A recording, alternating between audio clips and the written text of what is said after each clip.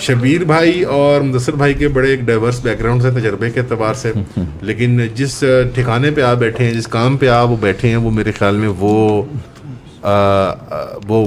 बहुत एक needed direction है जो हमारे यहाँ मजहबी तहरीकें नहीं लेती। Civil activism, research work, think tank वाला काम करना, लॉबिंग करना, हमारे यहाँ वो होता है गोली मारी और पहाड़ पे चढ़ गए अगले दिन। यानी वो जो एक जज्बातियत किस्म का होता है ना कि अभी हमें रिजल्ट चाहिए और फौरी खिलाफत से नीचे बात नहीं होगी, या बिल्कुल ही हम मतलब तज़कियत तो नफ्स की उसमें डूब जाते हैं, या बिल्कुल ही हम कहते हैं कि अब जाके दीवार से टक्कर मारेंगे और या आर या पार। तो उसके जो दरमियाना रास्ता है जिसके अंदर, और मेरे ख्याल में हमारा दीन भी मियाना रवि का रास्ता इख्तियार करने वाला दीन है, और नीड ऑफ द आवर जो है उसके अंदर ये लोग शामिल हैं।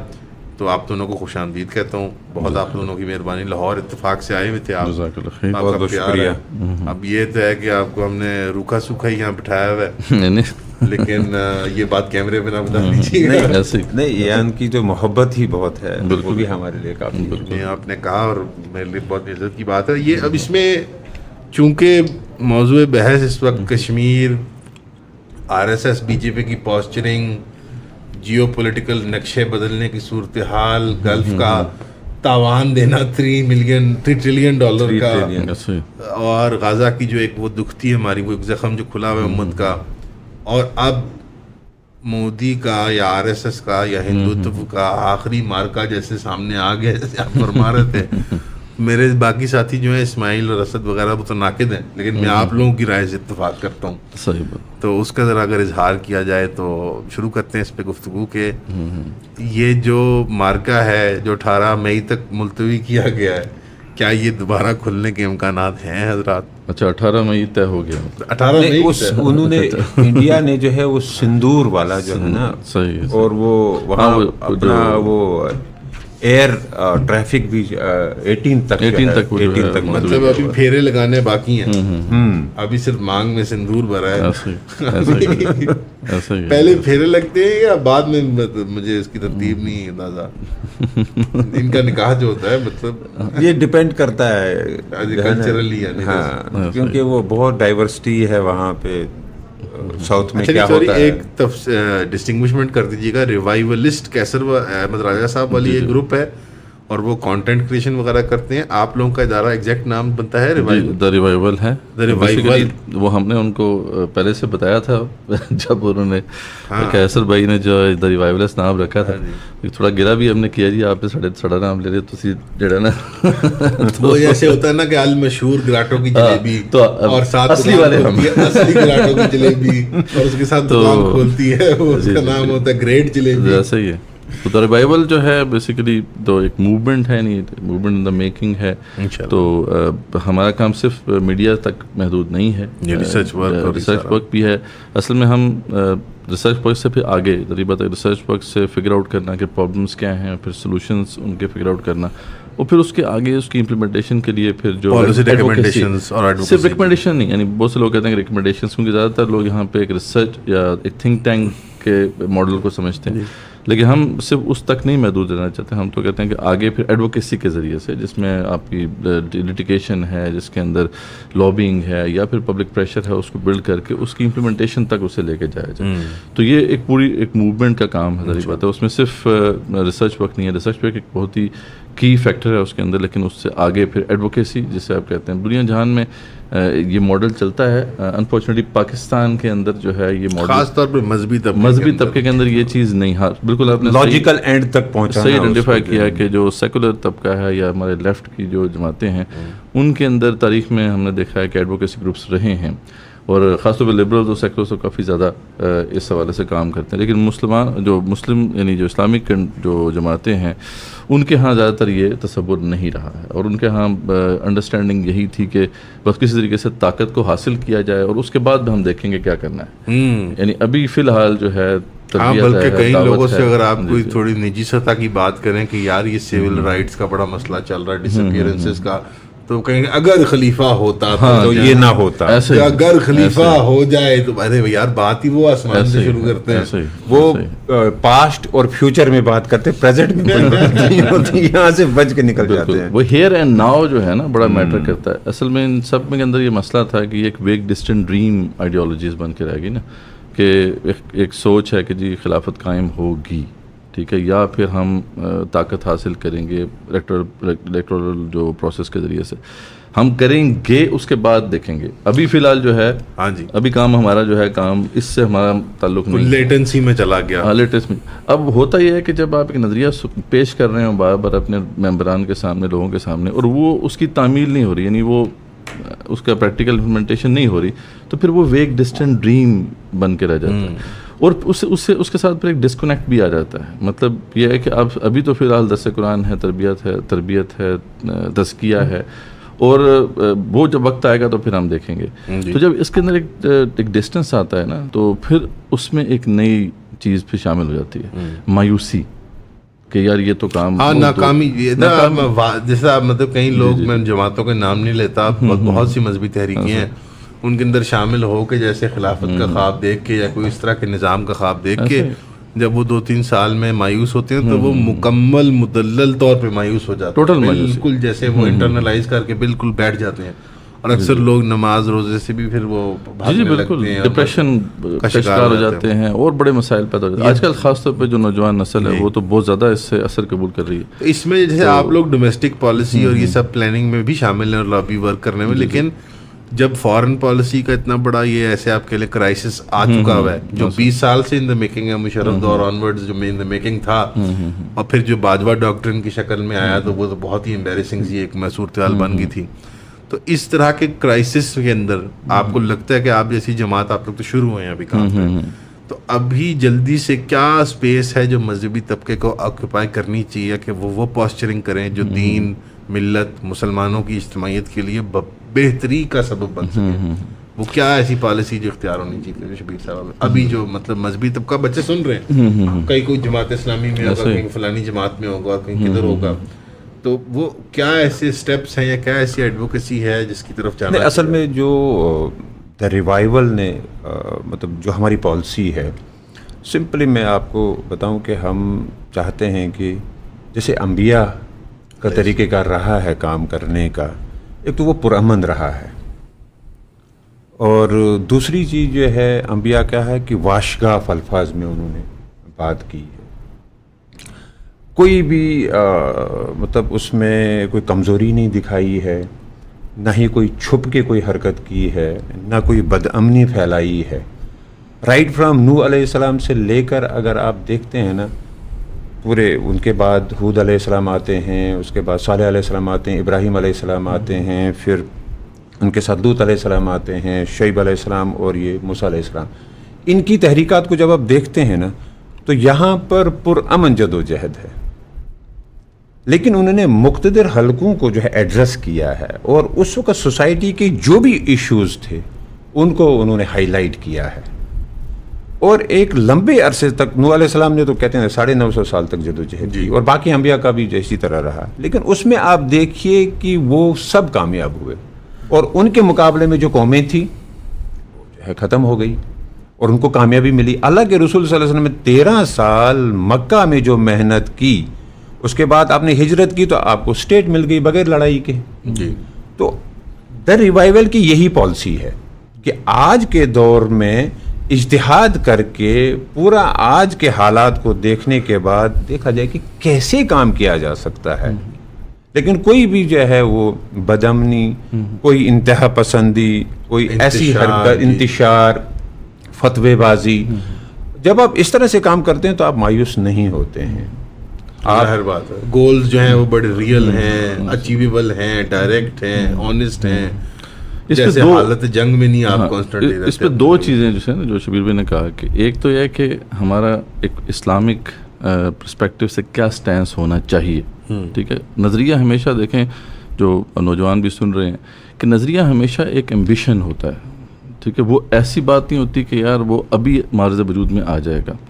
उस एम्बिशन को दोहराना और वाज़े करते रहना ये ज़रूरी है, लेकिन अभी इस वक्त क्या हम अपने एम्बिशन को इमीडिएटली हासिल कर सकते हैं या नहीं हासिल कर सकते? तो ज़्यादातर तो ये नज़र आता है हमें कि अभी एम्बिशन है, उस पर काम करना बाकी है, लेकिन इस वक्त करंटली पाकिस्तान के लिए क्या बेहतर हो सकता है as a nation, as a Muslim हमारे लिए क्या बेहतर हो सकता है, एज अ नेशन बतौर पाकिस्तानी के हमारे लिए क्या बेहतर हो सकता है, और पाकिस्तानी स्टेट के लिए क्या बेहतर हो सकता है, ये आपको वाजे करना रिसर्च के बाद ये हमारा काम है कि हम इसके ऊपर जो है वाइट पेपर्स। बिलाल भाई होते हैं उनके दो, वो थोड़े नाकिद हैं, वो पहले तंजीम के साथ भी हुआ करते थे, उनके दो सवाल थे। एक तो उन्होंने फरमाया, एक स्टेटमेंट थी कि जो मजहबी इज्तिमाई IQ है वो लो IQ ही है जनरली, और उसके ऊपर उन्होंने फॉलो अप कहा कि जैसे कि आप तंजीम इस्लामी का ही ऑफ शूटर, वो ये बतौर नाकिद पूछ रहे हैं कि जैसे कि मतलब ये एडवोकेसी वर्क, ये मतलब ये एक डिलेड वो ही तस्वुर है, लेकिन उनमें और आप में ये फ़र्क है कि वो, मैं जवाब भी देता हूँ आपकी जानिब से, कि वो एक इनकलाब के लिए बिल्टअप करना चाह रहे हैं फ्यूचर के अंदर। आप कह रहे हैं हियर नाउ हम काम करेंगे एडवोकेसी का। इसमें बड़ा वाज़ेह फ़र्क है, मैं थोड़ी सी इसकी वजाहत कर देता हूँ। बड़ा वाज़ेह फ़र्क है। देखें, डॉक्टर साहब रहमतुल्लाह अलैह जो हैं और या मौलाना मौदूद रहमतुल्लाह अलैह जो हैं, इनका जो सबसे बड़ा एक मसला रहा मनहज के हवाले से, और वो हमने बड़ी लेटली बड़े डिस्कस भी किया है इसको। हामिद कमालुद्दीन बड़े मशहूर प्रोग्राम में आते हैं, आलम दीन भी हैं, और ख़ासतौर पे इंडो पाकिस्तान की जो तहरीकी अमल है उस पर भी, और अरब आलम में भी तो काफ़ी ज़्यादा अहमियत। हाँ जी, तो उनके साथ 2 पॉडकास्ट है मेरी, अगर आप जिन लोगों ने नहीं सुनी वो ज़रूर देख लें हमारे चैनल पर जाके। तो हमने बड़ी डिटेल में इस चीज़ को डिस्कस किया, और एक टर्म उसमें से निकली फिक्सेशन ऑफ मनहज, कि जब आप मेथोडोलॉजी को फिक्स कर देते हैं एक लीनियर वे में कि यार ये मनहज बस ये तरीक़ाकार है, उससे क्या होता है कि आप बाकी तमाम वेन्यूज़ को क्लोज कर देते हैं, तहरीक मुंजमद हो जाती है। अब ये मसला मौलाना मौदूद रहमतुल्लाह ने भी किया कि हमने अब इलेक्टोरल पॉलिटिक्स के ज़रिए से ही, अब ये से ही है ना, चेंज लेके आनी है, ताकत आएगी तो फिर हम देखेंगे। डॉक्टर साहब रहमतुल्लाह ने कहा कि भी इनकलाब का ही वाहिद रास्ता है। अब ये अगर आप सुन रहे होंगे या आजकल के जो नौजवान हैं वो इसको बड़ा एक अट्रैक्टिव है उनके लिए, रोमांटिसाइज मामला, यार यही है सही, बाकी सब तो सही है ही नहीं। लेकिन इससे क्या होता है कि बाकी तमाम जो वेन्यूज़ हैं वो बंद हो जाते हैं। अब ये जो एडवोकेसी वाला वर्क है, अब हम तकरीबन जो दी रिवाइवल के जो एरियाज़ हैं 9 डिफरेंट एरियाज़ हैं जिसमें हम काम कर रहे हैं। उसमें एक एरिया ठीक है सिविल रेजिस्टेंस का है कि यार पब्लिक प्रेशर के लिए आप सिविल रेजिस्टेंस की तरफ जाएं। उसमें फिर यह है कि स्टेट रिफॉर्म्स, उसके अंदर राइट्स की जो स्ट्रगल है, उसके अंदर इस्लामाइजेशन की स्ट्रगल है, उसमें मसलन मैं इसकी एक मिसाल देता हूँ, आपसे राइट्स की स्ट्रगल है, मिसाल तौर पे एक आदमी अगवा होता है, रियासती इदारे उसको उठा लेते हैं, पिंडी इस्लामाबाद कराची, जहाँ पे आम तौर पे जो इस पे मामूल रहा है वो ये है कि सिविल राइट्स की लिबरल तहरीकें, लेफ्ट वाले वो उसको ओनरशिप देंगे, उसकी एडवोकेसी करेंगे, उसके लिए अदालत में लड़ेंगे केस। मजहबी तबका सीन से होता है गायब, बिल्कुल। तो अब ये सब काम न तंजीम ने करना है माजरत के साथ, न जमात ने करना है, ना जमात ने। अच्छा, क्यों नहीं करना? सवाल ये बड़ा इंपॉर्टेंट है, क्यों नहीं करना? वो उन्होंने अपने आप को फिक्स कर लिया हुआ है उसके अंदर, because it has been fixed, the मनहज हैज बीन फिक्स्ड कि यही ये हमारी जिम्मेदारी है ही नहीं, अभी जिम्मेदारी नहीं, ये हमारे मतलब डोमेन में भी नहीं आता है। क्योंकि अभी हमने क्या करना है, तरबियत देनी है, तज़किया करना है, हमें मोतदबे तादाद चाहिए। अगर डॉक्टर साहब रहमतुल्लाह के उसको देखें मनहज को, कि हमें मोतदबे तादाद चाहिए, वो जितने भी हैं वो जब भी होंगे उसके बाद वी विल सी कि यार क्या मतलब ये चीज़ें। अच्छा, जो जमात के अंदर ये है कि जब तक इलेक्शन में हम फतह हासिल कर लें उसके बाद हम देखेंगे, ठीक है जी। तो अब ये है कि जो अभी इस वक्त सिचुएशन है, फॉर एग्जांपल आपने सिंपल एक केस स्टडी बताई कि यार कोई उठा लिया जाता है और उसके ऊपर आवाज़ बुलंद करना, सिंपल के किसान हैं, उनके राइट्स उनको नहीं मिल रहे, ठीक है। अब ये मसला ना तो तंजीम इस्लामी का होगा, ना ये जमात इस्लामी का होगा कि इस पे बात, और ना ही बाकी मजहबी जमातों का भी नहीं। अच्छा, इसमें अगर जमात इस्लामी का भी कुछ इंटरेस्ट होगा तो वो सिर्फ इसलिए होगा कि एक पब्लिक जो है ना इशू है उस पर बात करके, जैसे किसी भी सियासी जमात का, किसी भी सियासी जमात, उनको कभी भी आप उससे पूछेंगे यार आपने रिजॉल्व करवाना है मसला या नहीं, वो कहेंगे यार नहीं अभी ये इशू हॉट है तो हमें इस पर बात करनी है, बात कर लेंगे और उसके बाद फिर चले जाएंगे उठ के। जबकि जो राइट्स की स्ट्रगल है जो कि आमतौर पे हमारे यहाँ या तो लेफ्ट की जमातें करती रहीं या फिर सेकुलर्स करते रहें, उनका ये कंसर्न होता है कि यार हमने इस इशू को रिजॉल्व करवाना है, ठीक है। अब उसके लिए क्या करना है, उसके लिए ज़रिए बात है पब्लिक अवेयरनेस देनी है, और स्टेट लेवल पे जो रिफॉर्म या पॉलिसी में कोई मसला है देखिए वो एडवोकेसी वर्क करते हैं, फंड्स रेज करते हैं, एनजीओज बनाते हैं, वकील करते हैं, सामने मीडिया पर्सनैलिटीज खड़ी करते हैं, मीडिया इन्फिल्ट्रेशन करते हैं, एकेडमिक्स में बात को लेके आते हैं, they don't leave any stone unturned. बिल्कुल सही बात है, this is the right approach. बल्कि जो पाई इन द स्काई टाइप जो थिंकिंग है कि बिल्कुल जैसे वो ये नहीं कहते कि जब कम्युनिज्म का राज होगा अब करेंगे, तो फिर हम देखेंगे, ये नहीं, ऐसे नहीं है। मोहित बिन फारूक साहब का सवाल है कि उम्मत इस हाल में मायूसी कैसे ना हो और जज्बात को कैसे कंट्रोल करे। दिल तो यही करता है कि एक लम्हे में उम्मत एटलीस्ट जान और माल महफूज तो हो जाए। यानी जो एक जज्बातियत का शिकार होते हैं हम, इसका क्या आपके लिए एंटीडोट क्या है? मैं इसका ना एक मुख्तसर जवाब दूंगा। हमें क्यों मायूस होना है?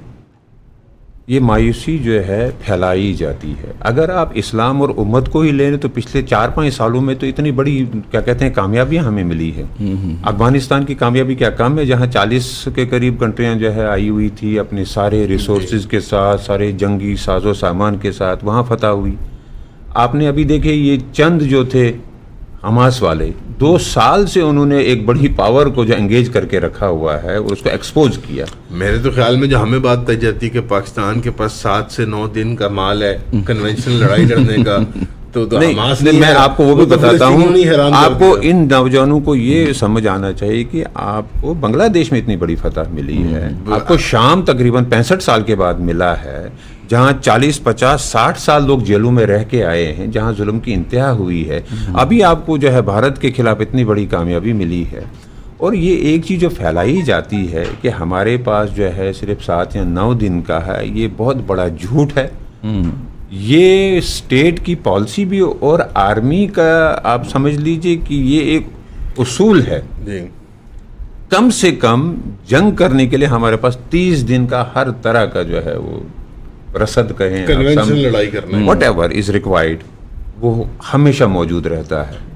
ये सिर्फ हमें मायूस करने के लिए ये बातें जो है फैलाई जा रही हैं।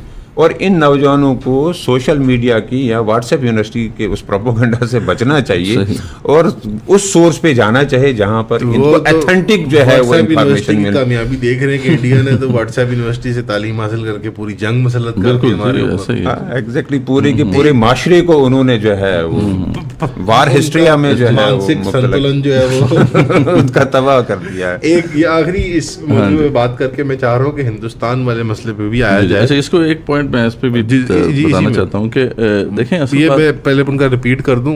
बिलाल साहब ने फरमाया कि मजहबी तबका कभी बाशऊर हुआ ही नहीं। अच्छा, सिविल राइट्स एडवोकेसी लॉबिंग को समझ में नहीं आपने लाया और वो इतने कुएं के मेंढक बने रहे कि वो समझते रहे कि मदरसे के बाहर सब कुफर है, जबकि मतलब थोड़ी सी हकीकत भी है इस बात में। अच्छा तजिया है, उनको जो है अच्छा समझा। जवान आदमी ये प्रोग्रामर है दुबई के अंदर, इन्होंने 4-5 साल कराची में तंजीम में भी वक्त लगाया। अच्छा, माशाल्लाह।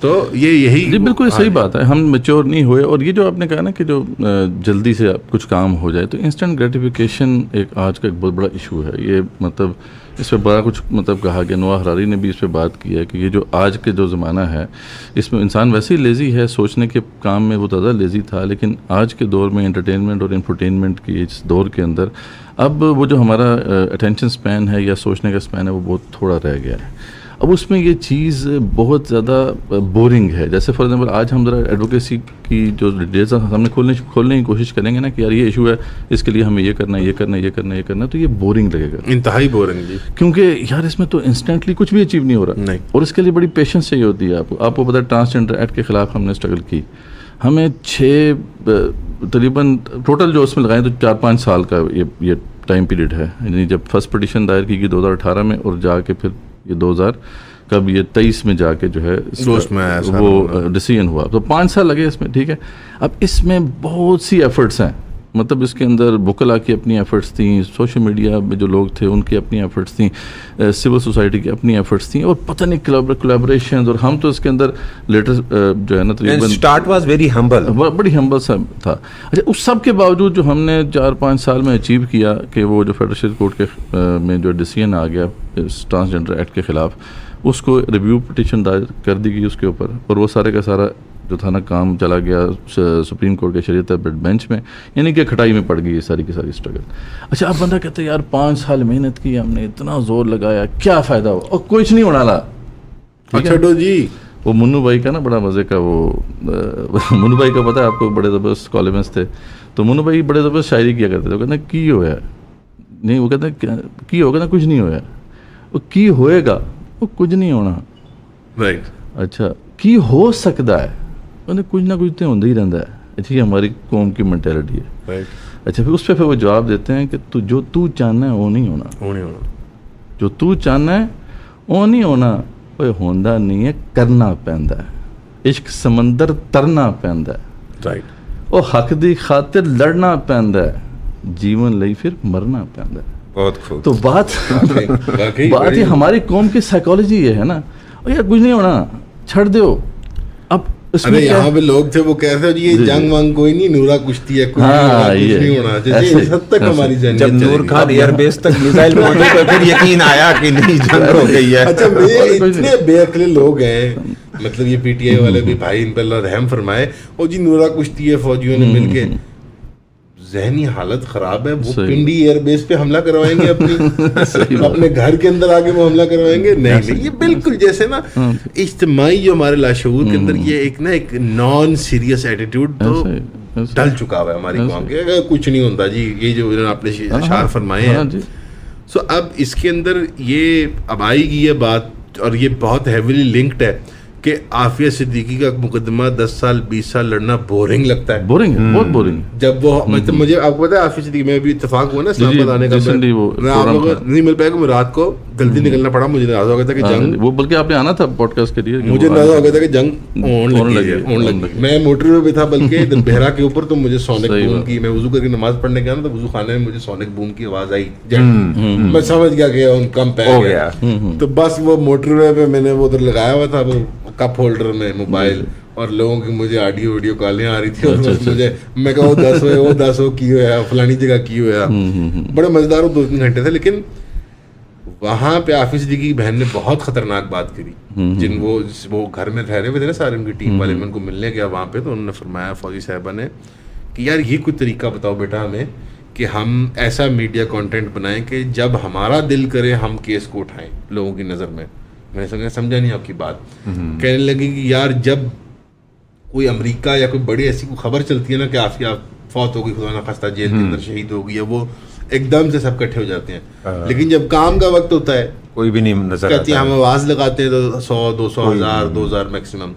वो जो लाखों वाली बात है, मिलियन, मैंने कहा मैं फ्रेंकली बात हूँ आंटी की, कोई ऐसा गुर नहीं है मेरे पास या किसी के पास मीडिया में कि वो कहे यार ये आप काम करेंगे ना, आपको कंसिस्टेंसी चाहिए जो आप लोगों ने दिखाई है 20 साल से लगे हुए आप लोग।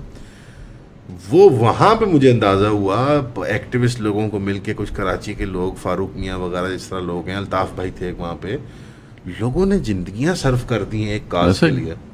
अब आप उनसे पूछें हासिल वसूल क्या है, तो किसी बड़ी जमात वाले लोग कह देंगे बेकार काम है, किया ही कुछ नहीं आपने, अब हाथ कुछ नहीं लगा हमारे, कोई टिकट, कोई यूनियन काउंसिल की सीट या कोई और मटेरियल आप इसको शक्ल दे दें, कोई एक आपने ज़िले में शरीयत नाफिज कर दी हो या आपने कोई किसी मस्जिद मदरसे में कर दी हो, तो वो एडवोकेसी वर्क ना सिर्फ बोरिंग है, वो मुश्किल है, बहुत मुश्किल है। वो ये मौत का जो समंदर है, जो दरिया है, हर रोज उसमें मायूसी ही है, रोज मरना, रोज जीना। अरे अल्ताफ साहब जो एक उनके पेट्रन है, आप जैसे समझे, कराची के साहब, अरे 20 साल हो गए उस बंदे के आंसू नहीं रुकते। अच्छा, मेरे से ऐसा ही है, मेरे से बात करते करते, जैसे 20 साल से काम कर रहे हैं, मेरे से बात करते करते उन्होंने आपके नजदीक का कोई एक से दूसरा जिक्र किया तो रोने लग पड़े। मैंने कहा यार मुझे जो ढीठ जिसको नमाज में रोना नहीं आता, ये अंकल कह रहे तीसरी सी बात पे रो पड़े।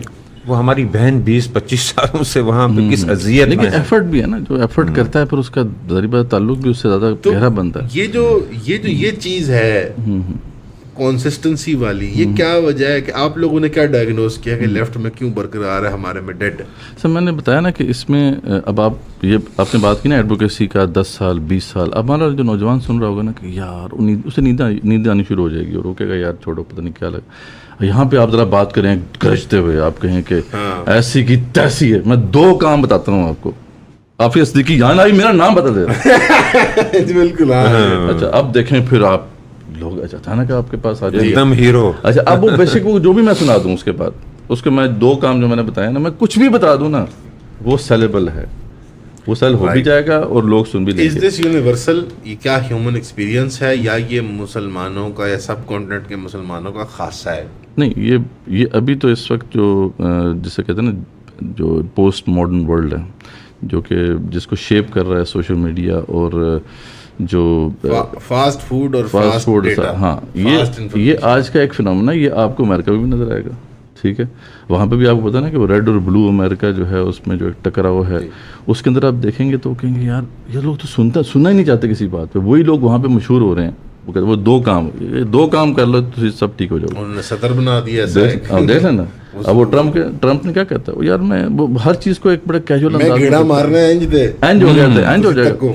तो देखें ये ग्लोबल फिनोमेना, लेकिन हमारे यहाँ अनफॉर्चुनेटली वो मसल बिल्ड ही नहीं हुआ शुरू से, यानी उनके यहाँ तो वो मसल था, हमारी नफ्सियाती तरबियत नहीं हुई। पेशेंस वाला जो मसल है, कंसिस्टेंसी वाला मसल अब है, तो वो हमारे जैसे ही हो गए काफ़ी हद तक वो, लेकिन उनके यहाँ यानी पिछले तकरीबन 2-3 सदियों में एक मूवमेंट चली जो राइट्स की मूवमेंट थी, और उन्होंने बड़े पेशेंस के साथ उसकी बिना पर बहुत कुछ अचीव भी किया, इसलिए उनकी एक लेगेसी है जी। हमने जो अचीव किया, देखें हम आज़ादी पाकिस्तान ने हासिल की, उसके अंदर भी वो भी झटपट मिल गई, हमने कोई बड़ी लंबी स्ट्रगल कोई इस तरह तो नहीं की थी ना, तो इसलिए हमारे यहाँ वो मेमोरी में नहीं है वो चीज़, हमारी मसल बिल्डअप नहीं हुआ। यानी जो 1857 के बाद ब्रेक आ गई, उस ब्रेक की वजह से इज्तिमाई लाशऊर के अंदर, सबकॉन्शियस के अंदर एक जल्द साइकोलॉजी में जो है ना वो 100 मीटर रेस आ गई, मैराथन का जो है वहाँ तस्वर नहीं है। अगर क्विक फिक्स मेंटलिटी, इसको क्विक मेंटलिटी, जहाँ आपने यहाँ बोया अभी उसको आप काटने निकलते हैं आप, तो वो चीज है कि मैंने आज के दिन में जो एफर्ट डाले हैं उसका मुझे रिजल्ट क्यों नहीं आ रहा है। जैतून का दरख्त जो है वो 20-20, 25-25 साल में मैच्योर होता है, ये फसल है, तो और फिर 100-200 साल तक फसल देता है। तो फिलिस्तीनी जो है वो चूंकि वो जैतून बोने वाले लोग हैं, एग्जैक्टली, तो वो काटने में उनकी साइकोलॉजी वैसी ही है। अब ये जो है ये साल में 3 दफा बम्पर क्रॉप लगाते हैं का, और अगर सरकार अच्छा रेट ना दे तो आग लगा लेते हैं अपने आप। तो अभी मेरे एक दोस्त हैं, प्यारे हैं सरगोदा साइड के, तो वो उन्होंने 80s में ना बांस लगाना शुरू की। बांस का लंबी टाइम होता है चलने वाली, कि यार ये रूस जाता होता है तो वहाँ पे वो घरों की कंस्ट्रक्शन वगैरह, लोगों ने कहा यार लगाओ यार, जो गेहूँ लगाओ, ये लगाओ, किन्नू लगाओ, हालांकि किन्नू भी लगाते हैं वो, तुम क्या कर रहे हो सरगोदे में बैठ के? मैंने कहा नहीं यार ये लंबा, आज उसको वो काट रहे हैं और उसका वो मजा ले रहे हैं 2025 में, तो जब वो फसल रिप्लेनिशिंग फसल है, तो ये एक, हाँ, ये मेंटेलिटी जो रसूलुल्लाह ने जिस तरह फरमाया था कि ये जिस तरह ऊंट वाले बड़े घमंडी होते हैं और ये घोड़ों वाले ऐसे होते हैं और कजलों वाले ऐसे होते हैं, तो इस तरह ये हमारे अंदर क्या है कि सब्र की कैसे, ये असल में जो है हमारी जिम्मेदारी जो थी ये हमारे लीडर्स पे थी, और हमारे फिर उलमा पे भी थी ये जिम्मेदारी कि इस तरह से जो है लोगों की तरबियत किया जाए, उनका जो है वो माइंड प्रोग्रामिंग की जाए, उनको जो है थॉट प्रोसेस को एक डायरेक्शन दी जाए कि भाई ये ऐसे काम होता है, बतदरीज होता है, ग्रेजुअली होता है, इसके लिए आपको जो है कंसिस्टेंटली एफर्ट्स डालने पड़ते हैं,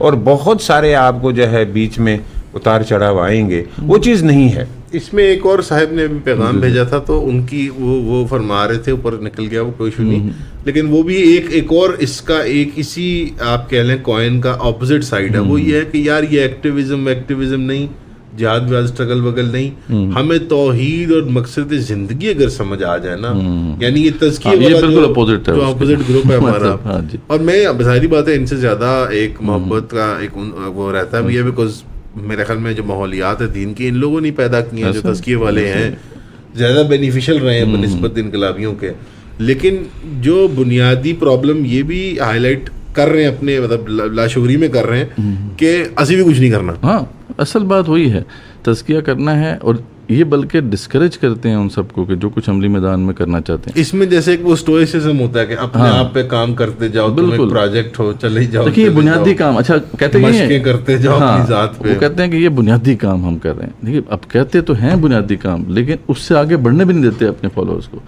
यानी बुनियादी काम करवा लिया, ठीक है, आप उन्हें कहें यार ठीक है आपका बुनियादी हमने तज़किया कर दिया, तरबियत कर दी, अब जाओ आगे जाओ, ये बहुत कम लोगों में ऐसी वसअत थी कि उन्होंने आगे लोगों को भेजा।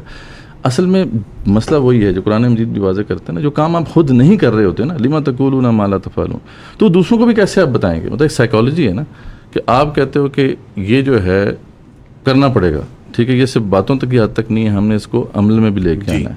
तो लोग आपसे पूछेंगे अच्छा तुसी क्या कर रहे हो? अगर आप अमली मैदान में नहीं हैं तो आप उसको क्या करें, जस्टिफाई करेंगे अपनी बेअमली को। तो फिर जब जस्टिफिकेशन आप देंगे, इसे सद्दु अन सबीलिल्लाह कहता है कुरान मजीद, तो फिर आप दूसरों को भी एक तरह से लाशऊरी तौर पर या जो है अनकॉन्शियसली रोक रहे हैं, खुद भी रोक रहे हैं, दूसरों को भी रोक रहे हैं। तो ये जो पूरा जो एक जत्था आपको नज़र आता है, इन्होंने जो नुकसान पहुँचाया वो ये बताया कि इन्होंने जो है ना खुद किया ना दूसरों को करने दिया, बल्कि उनको एक्शन से रोक दिया। तो ये एक दूसरी एक्सट्रीम है। बहरहाल इससे भी हमें निकलना है, और असल बात यह है कि नज़रिया अमल में आएगा तो तभी उसका इम्पैक्ट होगा, वरना नहीं होगा। तौहीद के बाद जो हमारे जवान बात कर रहे हैं पर्पस ऑफ लाइफ, इन्हीं से पूछते हैं कि what is the purpose of life. Allah ताला कहते हैं जब आदम अलैहिस्सलाम को जो है अल्लाह ताला क्रिएट कर रहे हैं तो कहा इन्नी जाइलु फिल अर्दी खलीफा।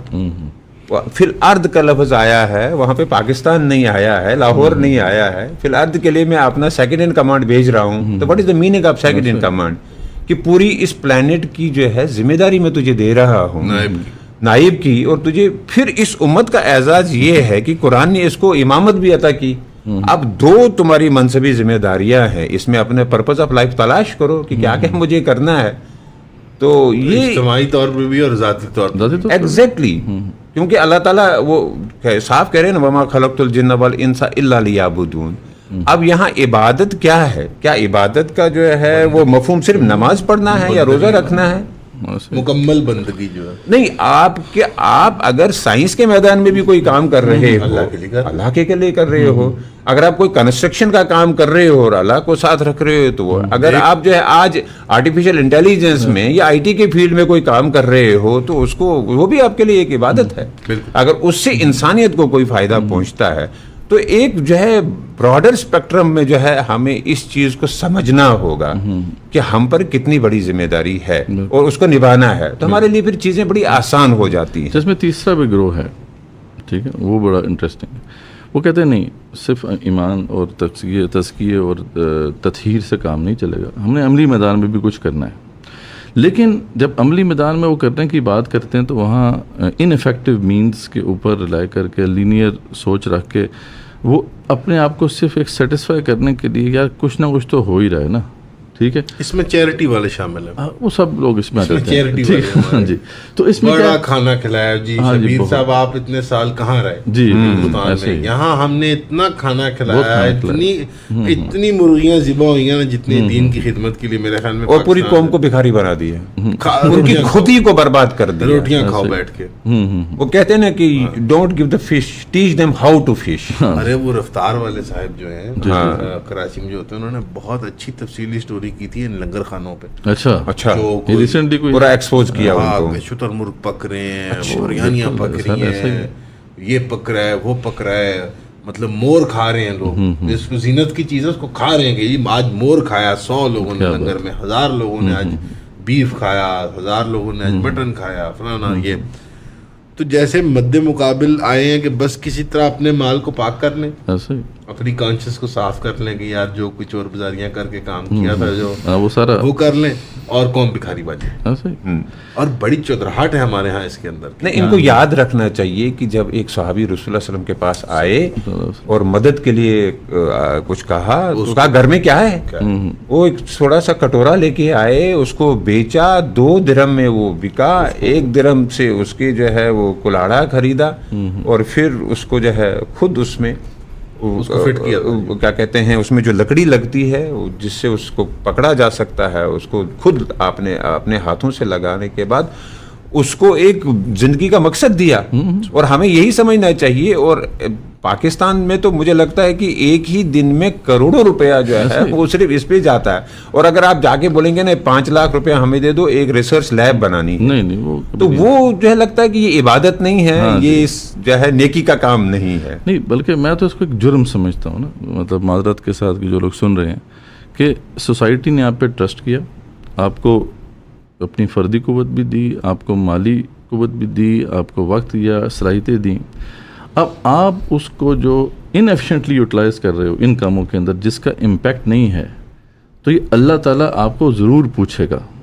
ये आपका ऑडिट यहाँ पे अगर नहीं होगा तो अल्लाह ताला तो ऑडिट करेगा ना आपका कि आपने इसको बेहतरीन तरीके से इस्तेमाल क्यों नहीं किया, वो उन कामों में आपने क्यों नहीं इन्वेस्ट किया, उन कामों में क्यों नहीं आपने एफर्ट्स की कि जो फ़ायदेमंद हो सकती थी। ये असेसमेंट, ये ऑडिट का तुम्हारा कल्चर ही नहीं, यहाँ पे एक्टिविटी बेस्ड मैनेजमेंट है। कार्रवाई हो गई, अब फॉर एग्जांपल आज तरीकी मैं सोच बता रहा हूँ आपको, आज हमने एक रैली करनी है, बड़ी शानदार रैली होगी और जनाब बेहतरीन रैली होगी, और उसके बाद कोई असेसमेंट नहीं होगी कि इसका क्या फ़ायदा हुआ, क्या इसकी फार रीचिंग इतनी है, क्या इसका इम्पैक्ट था। तो इसलिए बग़ैर किसी असेसमेंट के कि यार हम जो काम कर रहे हैं वो कितना इफ़ेक्टिव है, अगर आप कोई भी एफर्ट कर रहे हैं तो इसका कोई फ़ायदा नहीं होगा। ये एट अ बेस लेवल हमने अपनी नफ्सियात के 3-4 जो मैनिफेस्टेशंस हैं डिस्कस कर ली हैं। बिल्कुल। इसमें मैं एक चीज़ ऐड करता हूँ कि हमारे लिए मशले राह जो है वो रसूलुल्लाह सल्लल्लाहु अलैहि वसल्लम की ज़ात, और अल्लाह ताला ने भी यही फरमाया। आप देखिए 10 साल की आपकी जो ज़िंदगी है मदीना की, आपने कहीं दस्तरखान लगाया, कहीं पे कपड़े आपने जमा किए, कोई एनजीओ आपने बनाई, जबकि असहाबे सुफा जो थे उनके पास पहनने के कपड़े तक नहीं होते थे, इतने बेचारे वो मतलब उन पे फकर तारी हुई थी। लेकिन कभी किसी जगह आपने नहीं कहा इनके लिए चावल जमा करो या इनके लिए खाना जमा करो। उसके बरक जिस हालत में वो थे उसी हालत में उनकी तरबियत हुई है और उन्होंने जो है बड़े बड़े मार्के जीते हैं। कोई ले आया सो ले आया, हाँ, और वो उसी वक्त बांटा, वो उसी वक्त उनके दरमियान में बांट दिया और चला गया। हमें इस चीज को सीरत पे हमें जो है वो क्या कहते हैं, मतलब मैं खुद मैं अपनी बिज़ात हम खुद मैं उस जुर्म का मुर्तकिब हूँ कि हम ज़कात की शक्ल में खाना वाना बांटते हैं और कैश भी देते हैं, लेकिन सदकात में खाना असल बात ये है कि समझ नहीं आता कि करेंगे तो ये अच्छा काम है। मतलब हम कह रहे हैं कि इसको कोई नहीं कह रहा कि इसका सवाब नहीं होगा, ऐसा नहीं को फतवा हम दे रहे, लेकिन at the cost of what that we are doing this. ये सवाल आज हमें अगर हम नहीं पूछेंगे कल को फिर पूछना पड़ेगा, क्योंकि हम ओवरऑल मुश्किल मरले पे पूछना पड़ेगा जब पिटाई हो रही, जब हमारे हाथ से बहुत कुछ निकल जाएगा। मतलब पिछले दिनों एक कॉन्फ्रेंस हो रही थी, उसमें ही हमारे लोग सारे भाई आए हुए थे और वहाँ ये बड़ी धुआंधार बहसें चल रही थी कि खिलाफत ऐसे आएगी, खिलाफत ऐसे आएगी, कोई कह रहा था इलेक्शन से आएगी, कोई नुसरत से आएगी वगैरह वगैरह। तो मैंने कहा यार पिछले 75 साल से तो हम बहसें कर रहे हैं, मुझे लग ही रहा है कि अगले 75 साल भी शायद हम यही बहसें कर रहे होंगे, लेकिन शायद फिर पाकिस्तान ना हो, हम किसी और टेरिटरी में, अल्लाह ना करे। तो बात यह है कि यार अभी क्या प्रॉब्लम्स हैं उन पे हमें कोई टेंशन नहीं है, हम लायानी बवाहिस में पड़े हैं और ऐसे एक्शंस में हम लगे हुए हैं कि जिनका इम्पैक्ट जो है बहुत कम है। अभी जो आई सिर पे हमारे, हाँ जी, अब तो आ गई है, अभी जो आ गई, अब तो बहस मतलब माने खेज रही, हाँ नहीं अब तो खैर अब आ गई है, अब तो वो लक्ष्मण रेखा बोलते हैं ना, वो क्रॉस हो गई है, लक्ष्मण रेखा जो है, रेड लाइन जो है वो क्रॉस हो गई है। तो इसमें शब्बीर भाई का एक तजर्बा भी है हिंदुस्तान की माशरत का। पंजाब में खासी वक्त गुजारा है आपने हिंदुस्तान की तरफ, और कश्मीर में भी उनके जुल्म जो है एक बिल्कुल जैसे जबर का माहौल है, उसको तो बराह रास्त आपने देखा है एज कश्मीरी। तो एक चांस मिला है आज के लोगों को आपसे वो बात कर सकें इस मौजू पे। तो ये आप क्या देखते हैं कि ये जो जैसे उन्होंने हिस्टेरिया क्रिएट कर दिया हुआ है मुसलमानों के ख़िलाफ़ और एक शुद्धि की तहरीक का जो बना दी हुई उन्होंने, ये तो अब ये लड़ाई जैसे रुकने तो नहीं मेरा ख्याल जा रही। देखिए हमें इसमें देखना चाहिए कि आरएसएस जो है उसका क्या नज़रिया है। आरएसएस तो सीधे चाहती है ना कि अखंड भारत, जी, ग्रेटर भारत जो अशोका के वक्त था, और उसमें उस नक्शे में पाकिस्तान एग्जिस्ट ही नहीं करता है। उनका बॉर्डर जो है वो बानियान तक है अफगानिस्तान में। जब एक दफ़ा गांधी यहाँ आया था तो ये हमारे जो सरहदी गांधी जिनको हम बोलते हैं माजरत के साथ, तो उनके साथ उन्होंने कहा कि यहाँ तक जो है अशोक की सरहद थी। उसने कहा नहीं, बानियान तक उनकी सरहद थी। तो उन्होंने ये तय कर लिया है कि हमने ये वजूद ख़त्म करना है। और जो ये पहलगाम का ड्रामा खेला गया, और उसके बाद हम जब देखते हैं कि किस तरह से जो है मोदी ने रिएक्ट किया है, वो सऊदी अरब में था, वहाँ अपनी वो पूरी वो उसने टूर ट्रिप जो है वो कैंसिल किया। इवन उसी शाम को उसका डिनर था MBS के साथ, वो भी उसने छोड़ दिया। इतना उसने दिखाया लोगों को, वो ज़बरदस्त हो गया है। और दिल्ली पहुँचने के बाद फिर उसके जो बयान थे कि अब तो हम नहीं छोड़ेंगे। देखिए इंदिरा गांधी के वक्त एक उसका एडवाइज़र था, उसका नाम DP धर था, जो कश्मीरी पंडित था। कहते हैं कि वो उस वक्त स्पेन गया और स्पेन को कहा कि तुम पर भी 750 साल मुसलमानों ने हुकूमत की, हम पे भी 750 साल तकरीबन की, तुमने उनके नामो निशान मिटा दिए, हमें बताओ हमें क्या करना है। इस वक्त आरएसएस हिंदुस्तान में न मस्जिद चाहती है, न कोई मीनार चाहती है, न उनको कुतुब मीनार चाहिए, न उनको लाल किला चाहिए, न उनको टोपी चाहिए, न उनको दाढ़ी है, न ही उन्होंने जो है कोई बुर्का वहाँ पे। उन्होंने मुसलमान और इस्लाम का हर नाम व निशान मिटाने का जो है तैयार कर लिया है। तकरीबन 30 करोड़ के आसपास हम कहेंगे वहाँ की मुसलमानों की जो है वो पॉपुलेशन है। उनके अंदर जो आज डर और खौफ है, कोई एक बात करने का भी जो है कोई जुर्रत नहीं करता। अगर कोई करता भी है तो उन्हीं के हक के लिए करता। अभी जो ये मार्का हुआ है इसमें कुछ लोगों ने जो बातें की हैं, उसमें खास करके असदुद्दीन ओवैसी ने जो कहा है, अच्छा किया। अब आप देखिए कि उस शख्स को ये नहीं पता है कि मिसाइल जो है वो मस्जिद को लगा है, कई मसाजिद को मिसाइल लगा है, जहां आम शहरी मरे हैं, औरतें मरी हैं, बच्चे मरे हैं, लेकिन उनको सिर्फ अपना पॉलिटिकल सर्वाइवल चाहिए वहां पे। इन्होंने जो इस वक्त कश्मीर की हालत है, वहां पर कुछ लोग तो कहते हैं कि अब सांस लेना भी मुश्किल है। एक रिक्वेस्ट आ रही है, कश्मीर में आप किस साइड के हैं? मैं श्रीनगर से, शहर से ना जी। तो ये चीजें जो लोगों ने पिक कर लिया कि आपका एक्सेंट, मैंने भी आपको तंग किया था चानस कह के आपका एक्सेंट बहुत जी। तो ये इस वक्त अब जो है जो हालत हुई है, 4 दिनों की जो जंग रही पाकिस्तान और इंडिया में, हम इसको जंग ही कहेंगे, एक किस्म की झड़प या छोटा, it was not a war, we can call it battle, जिसमें पाकिस्तान का पलड़ा बहुत भारी रहा और पाकिस्तान ने बहुत अंदर जाके उनको नुकसान पहुंचाया है और उनकी चोलें हिला दी हैं, जो अब उस पर हम जरूरत नहीं है उसको डिटेल में जाने की। अब ये बहुत बुरी तरह से जख्मी हुआ है और इसकी रेपुटेशन और इमेज हम कह सकते हैं ना बहुत खराब हुई है, मोदी की, बीजेपी की, आरएसएस की, और उनके जो मीडिया ने बहुत ही घटिया किस्म का जो है वो रवैया उन्होंने तकरीबन 10-15 दिन रखा, और लाहौर की बंदरगाह भी फतह हो गई और बाकी चीज़ें भी जो उन्होंने कही, क्या क्या पाकिस्तान में हुआ है। तो अब वहाँ पर जो अपनी खिफत मिटाने के लिए वो बहुत डिप्रेशन में है, और उसमें जो है वो ज़रूरी कुछ ऐसी हरकत फिर करेंगे कि ताकि हमें थोड़ा सा हम रिकवर कर पाएं या हमें जो है वो रिबिल्ड कर पाएं अपनी इमेज अपनी। लेकिन ये मार्केट के लिए जाएंगे या एक इमेज रिबिल्डिंग डैमेज देने के लिए? लगता तो वही है, अपनी जो है इमेज रिबिल्डिंग के लिए वो जाएंगे, ऐसी कोशिश होगी। लेकिन फिर हम देखते हैं ना कि जंग किसी के कंट्रोल में नहीं रहती है। इसमें जो डैमेज हुआ है ना, एक तरफ से जो है फ्रांस को बहुत बड़ा दचका पहुंचा है, रशिया को उसकी जो है वो S-400 जो गया तो उसको भी बहुत बड़ा दचका पहुंचा है, फिर इजराइल के मतलब पूरी उसके साथ वो टेक्नोलॉजी वाला ड्रोन के साथ साथ जो है उनकी बाकी भी हम कहते हैं जो इलेक्ट्रॉनिक या ये राडार्स और बाकी बहुत सारी टेक्नोलॉजी इजराइल लेके आया था, वो सब फेल हो गई है, वो सब नाकाम हो गई है। अब ये सब मिलकर जो है वो एक कोशिश करेंगे कि ये, क्योंकि इसमें फायदा किसको हुआ है, लड़ा तो हमने है लेकिन चाइना को बहुत बड़ा फायदा हुआ है ना, तो वो नहीं चाहेंगे कि ये मार्केट भी बने। और जो क्वाड है या ये बाकी लोग ये तो चाहते हैं ना कि चाइना की कंटेनमेंट हमने करनी है। वो हमला तो पाकिस्तान पे था लेकिन निशाना जो है चाइना था, लेकिन उसमें दोनों उभर के आए। अब ये एक बहुत बड़ा चैलेंज इनके लिए बना है। अब इस चैलेंज के निपटने के लिए ये जो है इस वक्त बिल्कुल लगे हुए हैं, प्लानिंग में लगे हुए हैं, और वो कुछ जहाँ पर हमारे कुछ हैं हम कहेंगे ऐसी जगह जो है वहाँ पे वो अटैक करने की कोशिश करेंगे। यहाँ पे जो शिविर ने बात की है कि पाकिस्तानी स्टेट को क्या करना चाहिए ना, अब हमें ये देखना है, क्योंकि आपने अभी बात की है ना कि अब सिचुएशन तो पड़ गई, अब क्या करें, ठीक है।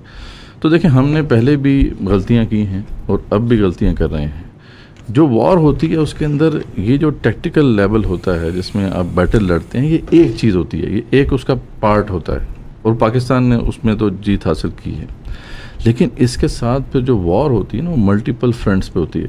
डिप्लोमेटिक फ्रंट है, इसमें मीडिया का फ्रंट है, इसके अंदर जो इंटरनेशनल जो भी इदारे हैं उनमें आपकी कितनी से है, कितनी एडवोकेसी है, ये सारे मामला हमारे अनफॉर्चुनेटली बहुत वीक है। नहीं, उन्होंने तो एक झुंड बना दिया ना, उसमें शशि थरूर और असदुद्दीन ओवैसी को कहा ना कि दुनिया में भेजेंगे, बिल्कुल भेजेंगे आप। अच्छा, अब ये जो अनफॉर्चुनेट मामला है कि पहले भी हमने इस पर ज़्यादा जोर नहीं दिया, ठीक है, आप देख रहे हैं कि वो बहुत से ऐसे मौके आए जिसमें पाकिस्तान बहुत बड़ा जो है उनके ख़िलाफ़ एक केस खड़ा कर सकता था, पाकिस्तान ने जाने दिया। ठीक है, कभी भी उससे फ़ायदा नहीं उठाया, ना डिप्लोमेटिकली हमने फ़ायदा उठाया, ना तो एडवोकेसी, इंटरनेशनल एडवोकेसी के अंदर हमारा कोई रोल रहा। तो ये जो सारे फ्रंट्स हैं ये बहुत इंपॉर्टेंट होते हैं, उनके टेक्टिकल जो पार्ट होता है वो एक पार्ट, छोटा सा पार्ट। अब उसमें एक जो स्ट्रेटजिक डायरेक्शन होती है या ग्रैंड स्ट्रेटजिक डायरेक्शन होती है, उसको भी समझना ज़रूरी होता है। उसमें अब सबसे बड़ी चीज़ क्या है कि इस वक्त जो वहाँ पे हिंदुस्तान के अंदर एक हिंदुत्वा की आइडियोलॉजी है जिसके ऊपर उन्होंने चार्ज किया पूरी नेशन को। अच्छा, उधर चले जाएं अगर हम मिडिल ईस्टर्न थिएटर के अंदर, तो वैसे एक बात कहना चाहूँगा, आप पता नहीं आप लोग अजीब समझेंगे, मुझे बहुत मज़ा आ रहा है आप दोनों मेरे पास आ जाए। बहुत बहुत शुक्रिया, बहुत बहुत शुक्रिया। ऐसे मुझे एहसास हुआ कि यार हमारी मतलब एंजॉइंग। हाँ, वैसे मुझे जैसे, और जैसे पता नहीं एक अजीब सी बात है, पता नहीं इसका क्या मनाए लोग, हमें फनेटिक समझे मुसलमानों को या पाकिस्तानियों को।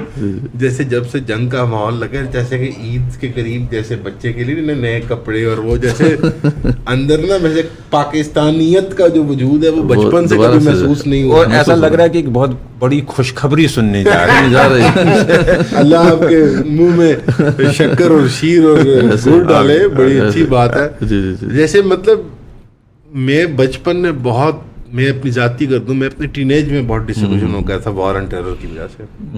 मुशर्रफ हमारे स्कूल आया था, मैं क्लास 5 या 6 में था, तो मुझे जैसे अजीब सी, उससे हमने हाथ मिलाया, वही जो मेडल पहनाता है बच्चों को, ये सारा। और जैसे मतलब ऐसे कभी वो जो मोहब्बत छोटी उम्र में थी कि वो फौज में जाएंगे और भर्ती होंगे, और वो सारे जैसे वो सारे जज्बात ना टूट गए क्लास 5 से लेकर कोई ओ लेवल, ए लेवल की उम्र तक। और फिर उसके बाद डिसइल्यूजनमेंट, और चलो मदरसे में रहो, मौलवियों के दरमियान रहो, किताबें पढ़ो और ये सारा, और फिर वो अगर यूनिवर्सिटी जाओ, चले जाओ। बहुत सालों के बाद, मेरी 30 साल उम्र है, मैं अभी 30 साल का हो गया हूँ, लगता तो नहीं है, 40-45 साल का लगता है, लेकिन वो मतलब ऐसे जैसे नहीं, ऐसा ही है बिल्कुल, ऐसे माहौल फिर दोबारा पैदा हो ही गया। हाँ, हो ही मजा आ गया, 10 तारीख को मजा आ गया था। नहीं, पाकिस्तान ने जवाब दिया है। वो जो मियादाद का छक्का, आपने पता नहीं तब हम छोटे रहेंगे ना, शारजा में मारा था, मियादाद ने छक्का मारा था, टेप में देखते थे। नहीं, अगर आप देखें कि वाकई यानी ये अल्लाह ताला का वो ख़ास फजल था कि इस एक छोटी सी बैटल ने दुनिया का नक्शा चेंज कर दिया पकड़ के। यानी जो भारत का गरूर था वो टूट गया। उसकी जो RSS की जो आइडियोलॉजी थी, वहाँ पे उसको क्या नुकसान होगा आने वाले वक्त में। हम तो वाकई में जिस तरह जी भाई कहते हैं कि नेपाल भूटान वाला हाल था, बिल्कुल वही जा रहे। सारी एफर्ट्स जो तुमने करनी है पाकिस्तान इसको खुश रखने के लिए करनी है कि ये बहुत बदमस्त हाथी है, ये चढ़ दौड़ेगा तुम्हारे। इन्होंने एक तरफ हम पे हमले किए, ड्रोन्स भेजे, ये 10 तारीख की सुबह तक का मामला था। दूसरी तरफ से जो है डिप्लोमेटिक फ्रंट पे उन्होंने सऊदी अरबिया को इस्तेमाल किया, UK को, US को इस्तेमाल किया, UAE को इस्तेमाल किया, और ये कोशिश की ये जो है जवाब न दें। और उस रोज 9 तारीख की शाम को 4-5 बजे के करीब सऊदी अरबिया का डिप्लोमेट वापस जाता है, और उनको शायद ये श्योरिटी देता है कि ये तुमको जो है रिटेलिएट करने नहीं जा रहे हैं। राणा साहब भी उसके बाद और उन्होंने ये सोचा कि इनको मजीद दबाते हैं, और उनकी मिस कैलकुलेशन हुई, और हमारे लिए वो ब्लेसिंग थी। उन्होंने रात के 2 बजे जो भी था, 1:30 बजे 2 बजे जो है हमला कर दिया, और ये हम साफ देखते हैं कि इसमें डिवाइन इंटरवेंशन थी। सीधे अल्लाह ताला बीच में आया कि ये मेरी ममलिकत है, जैसे कहते हैं ममलिकत है खुदादाद, तो इसको मैं अब जो है वो कमजोर नहीं होने दूंगा।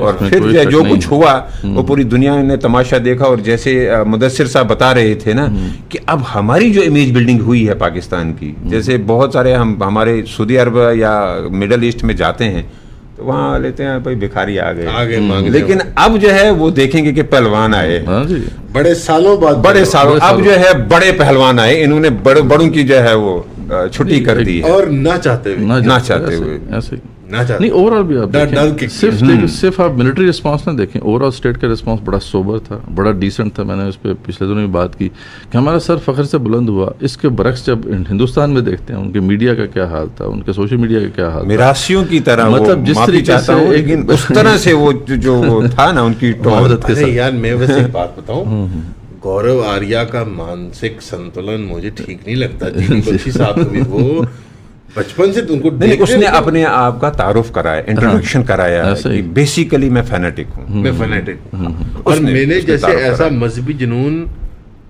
कभी पाकिस्तान और में सिर्फ अपनी व्यूअरशिप और फॉलोअर्स के लिए सिर्फ उसने उसके ये लिए। किया असली में दुखी बात हाँ। ये है, यही शबीर साहब मैं कहना चाह रहा था कि ऐसा जज्बाती जुनून मुझे लगता है एक केपेबल ही नहीं होता इंसान करने के लिए, जैसे वो परफॉर्मेटिव व्यूअरशिप का तमाशा किया जा रहा है, जैसे डिसइंजेन्युइटी के साथ हकीकतन वो ये सब नहीं मानता सही बात कि वो जिस शिद्दत के साथ कह रहा है कि हमने अब INS विक्रांत तुम भी चढ़ाई करो, बस कराची ले दो मुझे लाशें चाहिए। INS विक्रांत को हिलने नहीं दिया हमारी नेवी ने, वो जो हिलता था उसको बोलते थे हम टारगेट रखे हुए रखे हुए हैं, हैं। हिलने ही नहीं दिया उसको क्या बोलते लैम डक, वैसे उसको जो है लेम डक, बिल्कुल वो ऐसे बना के उसको रखा हुआ था, जैसे वो बस बीच में खड़ा है हाँ, इस तरह। जो हिलता था यहाँ से उसको जो है वो सिग्नल जाते थे।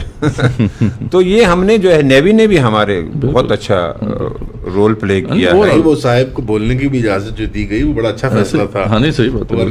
औरंगजेब किन्हीं साथ जो वो नेवी के साहब नेवी के थे, वरना वो अंकल जो बेचारे- थे हमारे। अंकल, हाँ चाचू जी, चाचा जी। वरना बेचारे तो- नेवी वाले हमारे हमेशा ऐसे बेचारे हाँ, पीछे रह जाते हैं। उनको ऐसे वो उनका किरदार, उनकी किरदार कशी की जाती है कि यार ये बिल्कुल बस जैसे उर्दू स्पीकर्स की जमात है। और फिर आप देखें कि जो एक बहुत बड़ा रोब था जो वेस्टर्न मिलिट्री टेक का, यानी वो जो टूटा है शराब जैसे टूटा बिल्कुल। जैसे, यानी कि और मज़े की बात है कि इस्तेमाल कौन हुआ? पाकिस्तान। कमाल नहीं है मतलब कभी हम सोचते हैं तो लगता नहीं है कि रियल है। कुछ दोबारा जैसे सोवियत यूनियन के बाद उस टाइम पे जो मजे थे ना कि ओए हमने तोड़ दिया, हमने ऐसा ही है जी, ऐसा यानी पाकिस्तान के लिए बड़ा फख्र का ये मौका है। लेकिन और चाइना के अंदर से आवाजें उठ रही जी, जी, हैं हाँ। कि इनको सब कुछ दो। अभी मैं एक लिस्ट पढ़ रहा था, FP उनकी एक डिफेंस एनालिस्ट है, उसने कम से कम मैंने हाँ, मुदस्सिर साहब को भी 10 दिखाया, कोई 20 systems 10-15 ये किस्म दो के भाई। लेटेस्ट वेपन्स उसने ऐसे दिखाए हैं, कहते हैं ये सब पाकिस्तान को दे दो, सब दे दो। इनायत हो गया जो हाँ। की। तो अब एक चीज इसमें हमें किसने सोचा था कि अब याजूज माजूज और मुसलमान एक सफ में खड़े हो जाएंगे। लेकिन इसमें हदीस है ना, ये मैं अजराय तफन्नन कह रहा हूँ, तो खुदा के वास्ते वो याजूज माजूज नहीं है, लेकिन वाकई में हमारे और उनकी जो एक बिल्कुल एक मतलब मैं जो छोटा था, ये हु जिनताओ जब आया था ना इधर विजिट पे, तो तब मैंने पहली बार सुना था कि हम लोहे के भाई हैं और हमारे आयरन क्लैड ब्रदर्स और ये, और मैं कहता था यार ये मतलब जैसे चाइनीज मेरे लिए तो महदूद थे कि वो होटल जाके हम मंचूरियन खाते हैं। ये इनसे हमारा क्या, या उनकी वो ब्रूस ली की फिल्में देखते थे या उनके वो नेल कटर्स वगैरह तब तक वही था, बैटरियां ये वो, और ब्रूस ली वगैरह ये सब कराटे वराटे की फिल्में देखना, कंग फू की, तो समझ नहीं आती। नहीं, राहुल गांधी ने जो वहाँ पे बड़ा चीखा है वो बड़ी जबरदस्त, उसने पार्लियामेंट उसने कहा बेवकूफो, तुमने ये इतना बड़ा हमारा स्ट्रेटेजिक ऑब्जेक्टिव था कि पाकिस्तान चाइना को नहीं मिलने देना, और तुमने ये क्या किया? बलूचिस्तान का जो एक सर्कस रचाया गया है पिछले 20 सालों में, वो सी पैक और उसकी रुकावट के तौर पे, वो बुनियादी तौर पे यही है। और हमारी डेफिनेटली रियासत के अंदर ऐसे अनासिर मौजूद हैं जो इस शरारत को अमेरिका के बिहाफ पे, हिंदुस्तान के बिहाफ में यहाँ करते रहे। और मैं चूंकि मैं प्रॉपर्टी का काम कर रहा था पीक पे सी पैक के गवादर का, आपके वाले साहब तो काफी पॉइंटर्स में से थे, तो बराह रास्त मैंने देखा कि जैसे एक रात के अंदर चाइनीज पर्सोना नॉन ग्राटा हुए हैं और कोई नहीं, सारे कॉन्ट्रैक्ट्स नल एंड वॉइड और फ्रॉड। यार पता शबीर भाई, मतलब यहाँ पे हमें क्लाइंट कंप्लेन करते थे कि यार ड्राइवर और वो मेड नहीं मिल रही, कि वो 40,000 50,000 रुपए चाइनीज ने रख लिया उसको जौहर टाउन में। तो अब एक बात चल रही थी प्रॉपर्टी के वो हमारे हलकों में और चैम्बर्स में बात हो रही थी कि यार ये होटलों के मेन्यू चाइनीज में लिखवाओ, क्या बात, इनको खाने की समझ नहीं आती। मतलब शालमी में औरत बैठी होती थी, वो उसके पास जाते थे, वो एक लफ्ज़ उर्दू अंग्रेजी का नहीं बोलती, उसके पास कैलकुलेटर है और वो बनाती है मिसाल तौर पे गुड़िया बनाती है या कैंची, उसके पास लाखों उसका ना मतलब यूनिट पड़ा हुआ है, कई 100 टन का सामान पड़ा हुआ है। आप शबीर साहब आए कि यार ऐसे इशारा किया, हाउ मच, कितने, उसने खट खट खट कहना कि इतने का मैं दे रही हूँ। वो कहेगा अगर मैं MOQ क्या दूं, मैं अगर 1000 यूनिट ले लूं तुम्हारे से, तो वो कहेगी इतना डिस्काउंट, बस कैलकुलेटर पे बात करेगी। This was the total communication. और वो बैठी हुई शालमी में ऊपर किसी दुकान के अंदर, जहाँ लोहे के ट्रेडर भी बैठे हुए, जहाँ पार्ट्स के ट्रेडर भी बैठे हुए, वो बैठी हुई लड़की, इतनी सी लड़की होगी।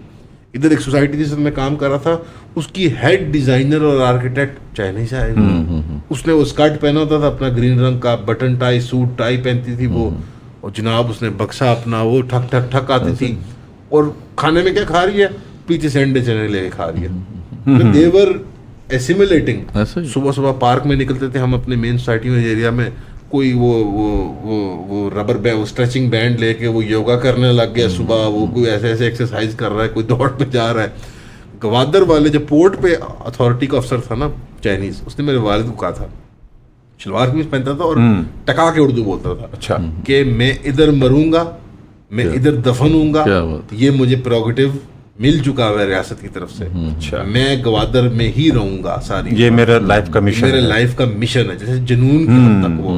और उसकी शलवार कमीज आप देखते तो आप जैसे कहेंगे कि यार ये तो यहीं का है, ड्राइवर वाइवर कोई बेचारा, कोई मजदूर पत्थर तोड़ के आ रहा अच्छा, है, बिल्कुल वाश सादा सी जिंदगी, खद्दर टाइप टफ, बिल्कुल उसने जागर पहने हुए साथ अपने, उतनी बड़ी पानी की बोतल पकड़ी, तो दे वर सेटलिंग प्रॉपरली, एक पॉजिटिव सेंस में मैं इस बात को कह रहा हूँ।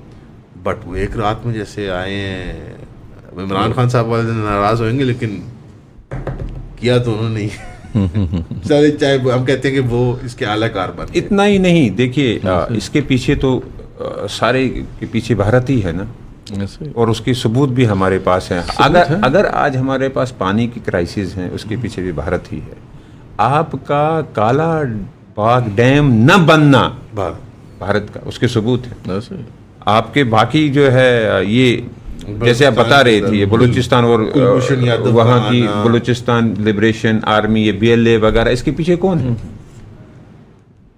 सीधे ही पता चलता है कि ईरान में बैठे हुए हैं, वहाँ पे सारा वहाँ से कंट्रोल हो रहा है। इमरात भी है, इमरात भी है, सारी बातें पूरा एक नेक्सस, क्योंकि उनको एक बड़ा चैलेंज है गवादर का, उस वजह से उसको फेल करना चाहते हैं। जबल अली के चक्कर में कराची को तबाह किया, बैरूत को तबाह किया, जबल अली में जाता कौन है वरना। हाँ, अब जो है वो गवादर के पीछे लगे हुए हैं। पहले वो उसके पीछे भी पड़े हुए थे, चाबहार के पीछे भी पड़े हुए थे, इमराती चाबहार के पीछे भी पड़े हुए थे। अब ये देखे ना, बिजनेस इनके जो लीडरशिप है दुबई बैठी है, पैसा दुबई से भी आता है वाया, वो मतलब वाया करके, और इसमें ईरान का वो ऑफिशियल डॉक्यूमेंट्स पे ऑपरेट कर रहा था कुलभूषण यादव यहाँ पे। जैसे तो हमने उस एविडेंस का, उस मुकदमे का कुछ किया नहीं इंटरनेशनल फ्रंट। जी वही मैं अर्ज कर रहा था ना कि हमने डिप्लोमेटिकली एडवोकेसी में बिल्कुल नील परफॉर्मेंस रही हमारी, और पता नहीं क्यों हम नील परफॉर्मेंस दे रहे हैं, समझ नहीं आती। अब देखिए ना, पहलगाम जब हुआ है तो इन्होंने पूरी दुनिया को सर पे उठाया है, बिल्कुल। और हमारी जाफर एक्सप्रेस का जब हुआ है, कुछ भी नहीं हुआ, हम आपस में लड़ पड़े विद इन जो है स्टेट, हम आपस में एक दूसरे को जो है इल्जामात लगाते रहे, जबकि उसको पूरी दुनिया में जो है हाईलाइट किया जाना चाहिए था कि देखिए कि हमारे साथ क्या हो रहा है, हम मजलूम हैं, टेररिज्म हम पे हो रहा है, हम फेस कर रहे हैं, TTP BLA सब जबकि कश्मीर में जो है वो कश्मीरी अपनी आज़ादी की जंग लड़ रहे हैं, अपने हुकूक की जंग लड़ रहे हैं वो तो, लेकिन इल्जामात हम पे और हमारा ही जो है वो, तो हमारा तो असल में वो पीस डॉक्ट्रिन था ना, जो मुशर्रफ के बाद और फिर ये चलता रहा, और ये पता नहीं क्यों था कि दूसरी तरफ से तो कोई ऐसी मतलब सिग्नलिंग भी नहीं थी। और यही मामला हमारे यहाँ जो सेकुलर्स और लिबरल्स हैं वो टू स्टेट सोल्यूशन के वाले से कहते हैं कि यार आप बस टू स्टेट सोल्यूशन जो है मान जाओ, हालांकि इसराइली खुद नहीं मानते, वो कहते हैं कौन सी, वही बात है कि ना वो मानते हैं ना ये मानते हैं कि कोई पीस होना चाहिए। अब पता नहीं क्यों कि हमारी तरफ से क्या ऐसा प्रेशर है कि हमें ऐसा करना पड़ता है, तो उसकी वजह से क्या फिर नुकसान होता है। तो वही बात है कि ये तो अल्लाह ताला ने करम किया कि टैक्टिकली हमें एक एज हासिल हो गया, लेकिन क्या हम इस पर कैपिटलाइज कर पाएंगे, क्या हमारी बाकी सारी जो एरियाज़ हैं, वेन्यूज़ हैं, उनमें हम वो कर पाएंगे जो रिक्वायर्ड है, तो ये हमारे लिए बड़ा एक चैलेंजिंग। हाँ सॉरी, चाचा जान जो है आपके मुदस्सिर साहब और ये शबीर भाई, इन लोगों का प्लेटफॉर्म है द रिवाइवल। हाँ जी, और इन लोगों का पिंडी में सेटअप है, बहुत प्यारे लोग हैं, आप रब्ता भी कर सकते हैं, प्रोग्राम इनके बराह रास्त देख सकते हैं। अब मेरे ख्याल में मुझे शर्म खानी चाहिए और अगला ये प्रोग्राम पिंडी में ही होगा आपके पास इंशाल्लाह जी। मेरा फेलियर है वेलकम और इस बारी में खाली हाथ नहीं आऊँगा इंशाल्लाह। और जिस तरह आपको रुका सूखा यहाँ हमने रखा है, इस तरह नहीं सर कोई ऐसा आपको नहीं। मैं अच्छा, इसमें मैं पैगाम ये देना चाहता हूँ कि जो पिछले 2019 अगस्त से कश्मीर में जो मकबूजा कश्मीर में जो लोगों में डिप्रेशन था, मायूसी थी, नाउमीदी थी, इस 4 दिन के मार्के के बाद जो है वहाँ एक नई जिंदगी, हाँ, एक नई उम्मीद जगी है।